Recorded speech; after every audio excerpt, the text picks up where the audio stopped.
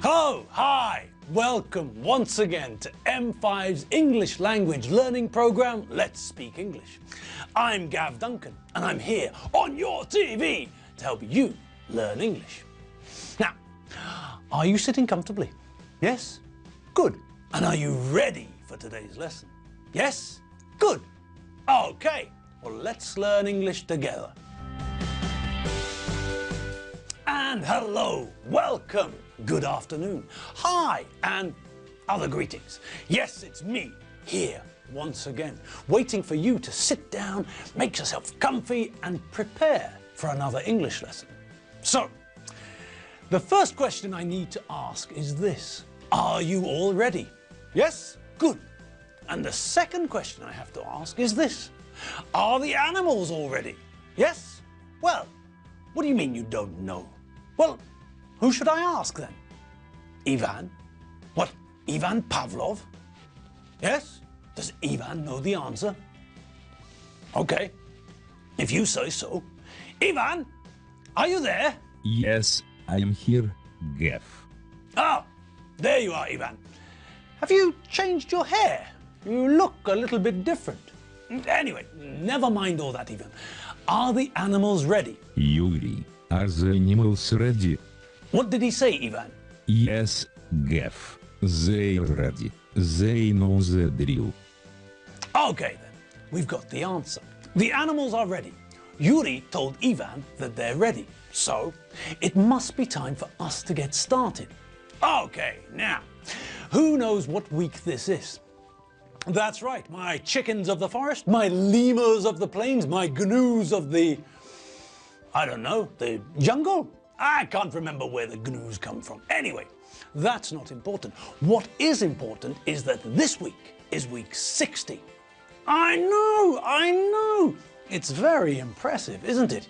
Yes, and the number 60 can be divided by 5 with no remainder, can't it? And what does that mean? Yes, that means that this is a revision week. This week we'll be looking back at what we've seen in the past 4 weeks. So, if you're all ready, I'll begin. And what about the newest, hairiest member of the team, Nigel? Now, hang on a minute. Well, actually, now that I think about it, perhaps the hairiest, newest member of the team isn't Nigel. It could be Adam. You see, our young camera technician and clapper loader, Adam, he bought a drink a couple of hours ago, some strange, unique soft drink from the local Chinese market. It was a drink made with chimpanzee testosterone. And, well, it made Adam hairier than Nigel. Look what happened to him.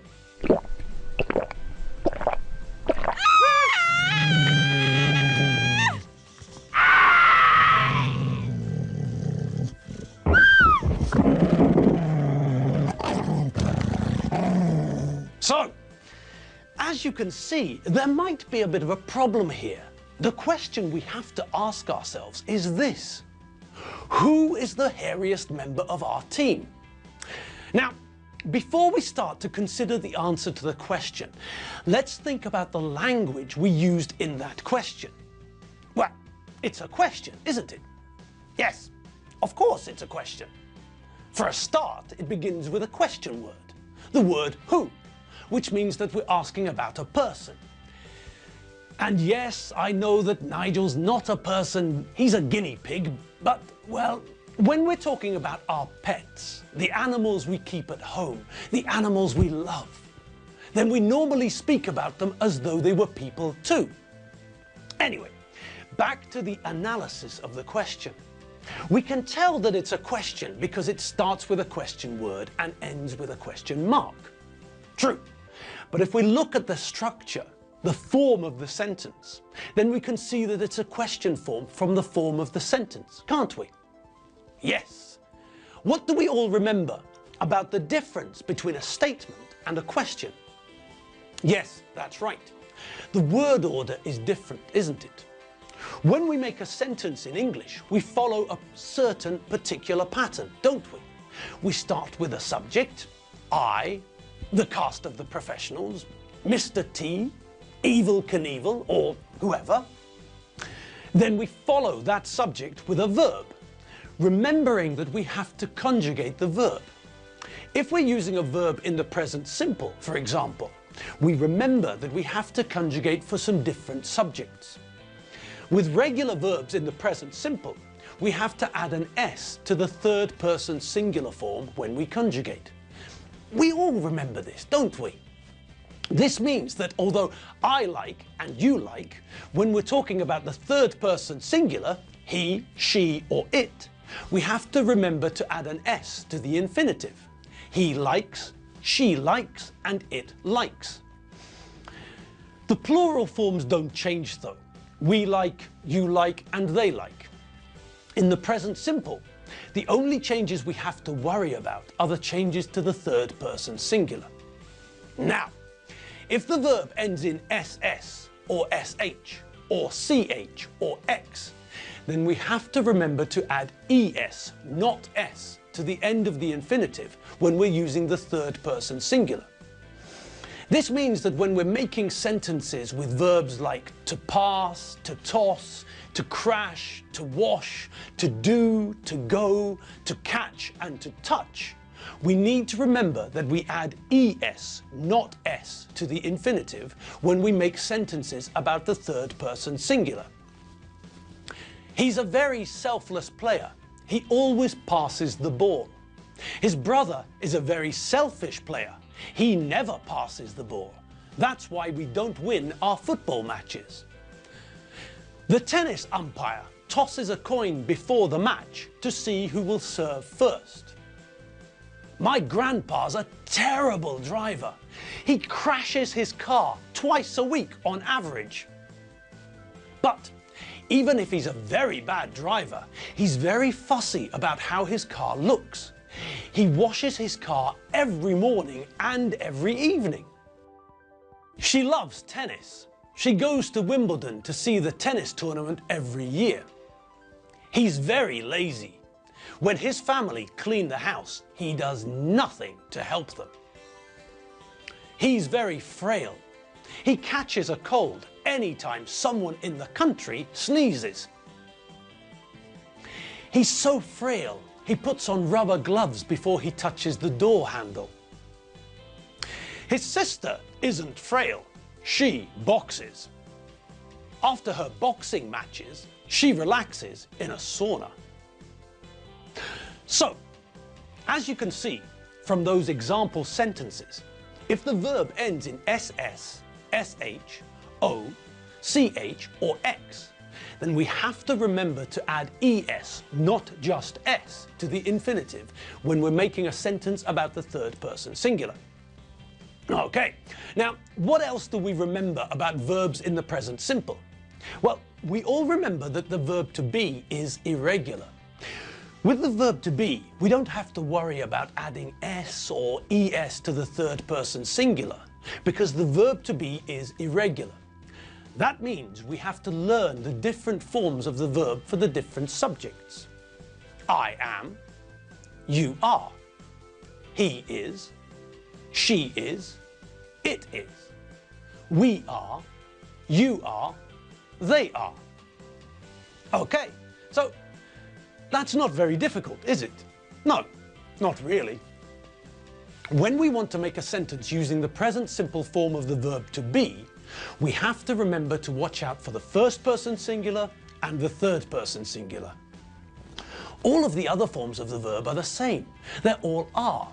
You are, we are, you are, and they are. It's only the first person singular, I, which is am, and the third person singular, he, she, and it, which are is. I am, he is, she is, and it is. Simple enough, really.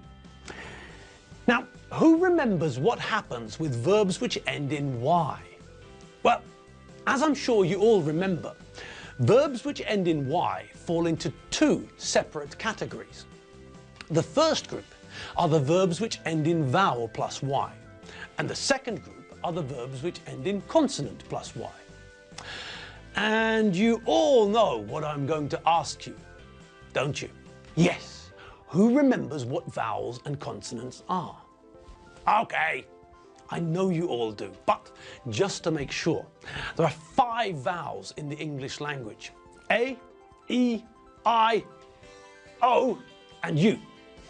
All of the other 26 letters in the English language, all of the remaining 21 letters are consonants. B, C, D, F, G, H, J, K, L, M, N, P, Q, R, S, T, V, W, X, Y, and Z. So, the first group are the verbs which end in vowel plus Y. These verbs are easy. In the third person singular, they add S. That's all. So, if we look at the verb to buy, for instance, every morning I buy something to drink, and every evening Alfredo Benchfield buys several pints of beer in the pub. And we can see the same pattern when we look at the verb to say. Mary Benchfield says hello to me when I see her in the street. I say hello back. Now, if the verb ends in consonant plus Y, then we all remember what we have to do, don't we? Yes, that's right. For verbs which end in consonant plus Y, we take the Y off the end of the infinitive and replace it with IES. We replace the Y with IES.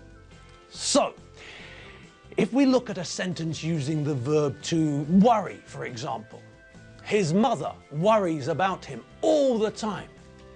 And we can see the same pattern when we look at another verb which ends in consonant plus Y. The verb to try, or the verb to study, for instance. She studies very hard every evening. Her brother tries to follow her example. Okay, so we remember the rules for spelling when we're using verbs which end in Y in the present simple tense for the third person singular. Now, when we make a positive sentence in English, we all remember that we follow this pattern. Subject plus verb plus object. Alfredo likes beer. I like pizza. We like computer games. Now, when we want to make a negative sentence in the present simple, we have to use an auxiliary verb, the verb to do. This means that we place the auxiliary verb with not added to it between the subject and the main verb, like this. Subject plus do, auxiliary verb, plus not, plus main verb, plus object. Alfredo does not, like cider. I do not, like horror films. We do not, like flamenco music. Okay, but there's another part of the present simple that we need to think about too. When we make a positive sentence in English using the present simple form of the verb to be, then we follow the same pattern as with all other sentences, subject plus verb. With sentences where we're using the verb to be, we don't normally have an object, but follow the verb with an adjective, for example. I am, British and Hungarian. You are 23 years old. They are tired. You are interested in microchip technology. Now, when we consider how to make a sentence using the present simple form of the verb to be negative, then we don't use an auxiliary verb. We don't need the auxiliary verb to do. We simply have to add not to the present simple form of the verb to be, like this. I am not, Zimbabwean and Canadian. You're not, or you are not, 2,364 years old. They're not, or they are not, excited. You're not, or you are not, interested in bees.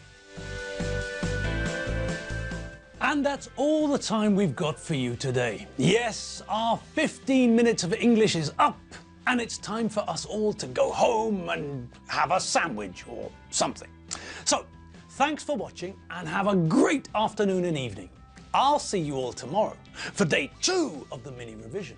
And remember, in case you need some more English, www.m5tv.hu. See you later. Bye.